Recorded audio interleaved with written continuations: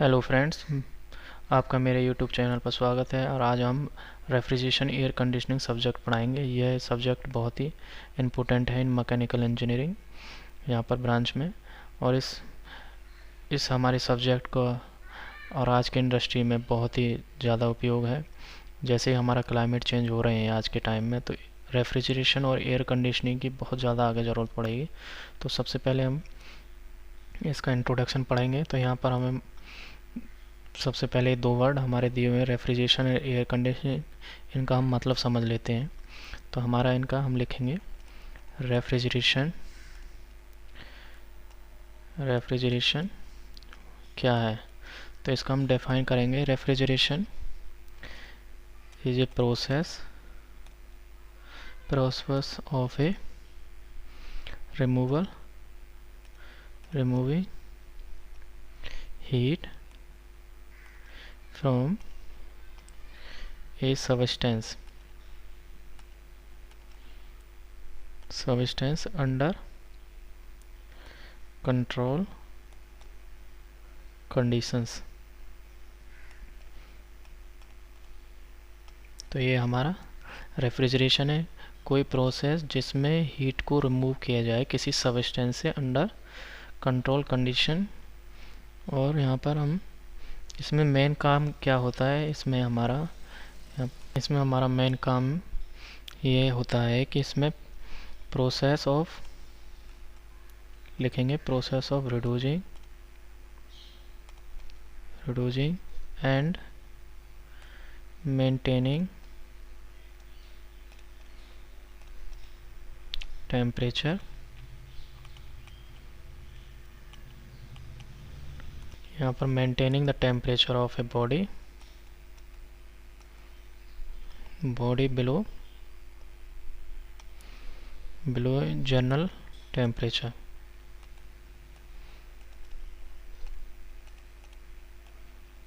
Of its surrounding. तो ये हमारा मेन काम होता है। अब इसको मैं एक्सप्लेन करूँगा। इसका एक प्रोसेस होता है जिसमें रिड्यूस किया जाएगा और उसे मेंटेन रखा जाएगा टेम्परेचर को, जो बॉडी का टेम्परेचर है, बिलो जनरल टेम्परेचर ऑफ इस सराउंडिंग। जैसे हमारा रूम टेम्परेचर 37 होता है, तो उससे हमारे नीचे यहाँ पर कोई भी हमारी बॉडी है तो उसका टेम्परेचर जनरल टेम्परेचर से नीचे हमें मेंटेन रखेंगे, तो उस प्रोसेस को हम रेफ्रिजरेशन कहेंगे। और हमें यहाँ पे मेन इसमें क्या होता है, इसमें हमारा रेफ्रिजरेशन में हमारा ये होता है, लिखेंगे हम रेफ्रिजरेशन मीन्स होता है हमारा एक continued extraction of heat from a body whose temperature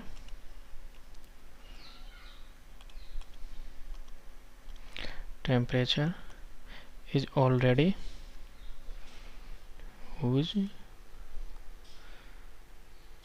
यहाँ पर हम लिखेंगे जिसका हमारा टेम्परेचर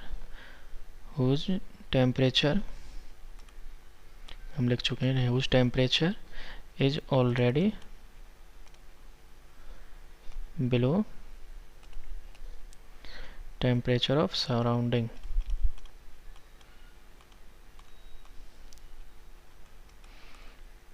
तो ये प्रोसेस हम रेफ्रिजरेशन में देखेंगे। इसका हमारा बेसिक एग्जांपल हमारा डोमेस्टिक फ्रीजर हम बोलते हैं, जिसे उसमें हमारी कोई भी वस्तु रखी रहेगी और उसे हमारी जो रेफ्रिजरेटर है वो उसे कंटिन्यूस कोल्ड करता रहेगा, जिसमें हमारा ये सेम लिखा हुआ है, continued extraction of a heat from a body whose temperature already below the temperature of surrounding. तो वहाँ पर हीट को एक्सट्रैक्ट करता रहेगा। तो ये हमारा रेफ्रिजरेशन होता है। अब हम आगे पढ़ेंगे। हम यहाँ पर नेक्स्ट टॉपिक पढ़ेंगे एयर रेफ्रिजरेशन साइकिल। तो लिखेंगे एयर रेफ्रिजरेशन साइकिल। पुराने समय में हमारा जो रेफ्रिजरेंट होता था वो एयर को हम एज ए रेफ्रिजरेंट यूज करते थे। तो यहाँ पर उस समय में कमर्शियल एप्लीकेशन में भी हमारा एयर यूज होता था। अब हमारी जो इसमें मेन टॉपिक जो है वो हम लिखेंगे units of refrigeration. Units of refrigeration ये क्या होता है? तो ये हमारा होता है टन ऑफ रेफ्रिजरेशन। तो आपने बेसिकली यहाँ पर जब कभी भी आप फ्रिज एसी लेने जाएंगे तो आपको पूछा जाएगा कितने टन का आपको एसी चाहिए। तो वो जो टन है वो उसकी कैपेसिटी को दर्शाएगा। ये क्या होता है? तो इसे हम डिफाइन करेंगे। ये डिफाइंड होगा the amount of a refrigeration effect refrigeration effect produced by uniform melting of a 1 ton of ice. 1 ton of ice from and at 0 degree Celsius in 24 hours। तो यहाँ पर हमारा जो टन ऑफ रेफ्रिजरेशन है वो है amount of refrigeration effect produce by uniform melting of 1 ton of ice. तो 1000 kilo यहाँ पर आइस को जब हम पिघलाएंगे तो उससे कितना हमें रेफ्रिजरेशन प्रोड्यूस होगा इन 24 आवर। तो ये हम निकालेंगे। सिंस द लेटेंट हीट हमारी होती है latent heat of A ice, वो हमारी 335 किलो जूल पर केजी। 1 किलो में 335 किलो जूल होती है। तो हमारा 1 टन 1 TR हो जाएगा 1000 गुणा 335 इन 24 आवर्स। यहाँ पर ये अब इसे हम सिंप्लीफाई करेंगे तो 1000 इंटू 335/24। तो ये हमारा लगभग 232.6 kilo joule per minute 1 ton के बराबर होगा। लेकिन इन एक्चुअल हम प्रैक्टिस में जो हमारा प्रैक्टिस में जो हम लेते हैं वो हमारा 1 TR is equal to 110 kilo joule per minute, ये हम मानते हैं। ये हमारा is equal to 3.5 kilo joule per second या और 3.5 किलो वाट, इसे हम 1 टन के बराबर मानेंगे। तो ये हमारी वैल्यू हो गई है। क्या रेफ्रिजरेशन हमारा TR होता है, जो टन हम मांगते हैं 1 टन में हमारा कितना हमारा रेफ्रिजरेशन इफेक्ट होगा, तो हम निकाल लिया है। अब नेक्स्ट टॉपिक पर चलते हैं COP। तो किसी भी हमारी सिस्टम के लिए COP बहुत ही इम्पोर्टेंट होता है। तो हम लिखेंगे coefficient of A performance of A refrigerator. जो हमारा COP है वो जितना ज़्यादा होगा वो रेफ्रिजरेशन उतना ही ज़्यादा होगा। तो ये हमारा COP होगा हमारा Q/W, जहाँ पर हमारा वेयर Q होगा हमारा amount of heat extracted in refrigerator.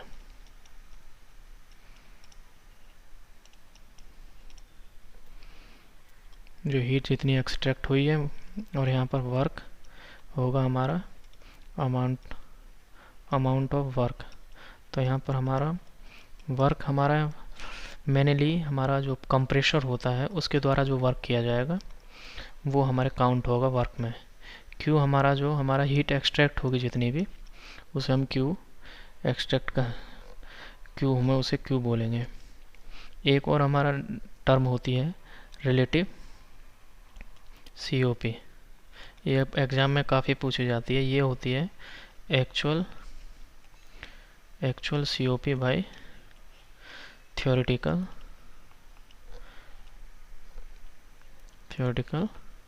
COP। ये हमारी ये रिलेशन हो गया है जो हमारे न्यूमेरिकल में बहुत ज़्यादा इस्तेमाल होगी, और एग्ज़ाम में भी ये तीनों टर्म बहुत ज़्यादा पूछे जाते हैं एग्ज़ाम के रेस्पेक्टिव में। अब हम यहाँ पर एक एग्जांपल लेते हैं यहाँ पर COP फाइंड करने का। तो यहाँ पर हमारे एक क्वेश्चन है जिसमें find the COP of a refrigeration system if work input हमारा 80 kilo joule per kg and refrigeration effect हमारा प्रोड्यूस हुआ है 160 kilo joule kg of refrigerant flowing. तो इसमें हमें COP फाइंड करना है, तो यहाँ पर लिखेंगे आंसर। तो हमारा यहाँ पर COP होगा, COP हमें पता है Q/W। तो जहाँ पर हमारा Q is equal to refrigeration effect is 160 kilo joule per kg and W हमें 80 किलो जूल पर kg। तो हमारा COP हो जाएगा COP इज इक्वल टू 160/80। तो यहाँ पर 2, तो ये आंसर हो जाएगा। तो इस तरह से हमारे ऐसे न्यूमेरिकल आएंगे, और उसमें ऑप्शन भी दिए जाते हैं। ये हमारा एज ए हमारा डिस्क्रिप्शन हमारा थ्योरेटिकल न्यूमेरिकल है। यहाँ पर ऑप्शन में हमें 4 ऑप्शन दे दिए जाएंगे, जिस तरह से A, यहाँ पर A 2, B 3, C यहाँ पर 4 और यहाँ पर D 5। इस तरह से तो हमें ऑप्शन दिए जाएंगे, तो उसमें हमें ऑप्शन सही चूज करना होगा बाय यूजिंग फार्मूला। तो यहाँ पर ये ऑप्शन सही होगा। तो इस तरह से तो आज की वीडियो में इतना ही। अगर आपको ये वीडियो पसंद आई तो इसे हम सब्सक्राइब, लाइक और शेयर ज़रूर करें।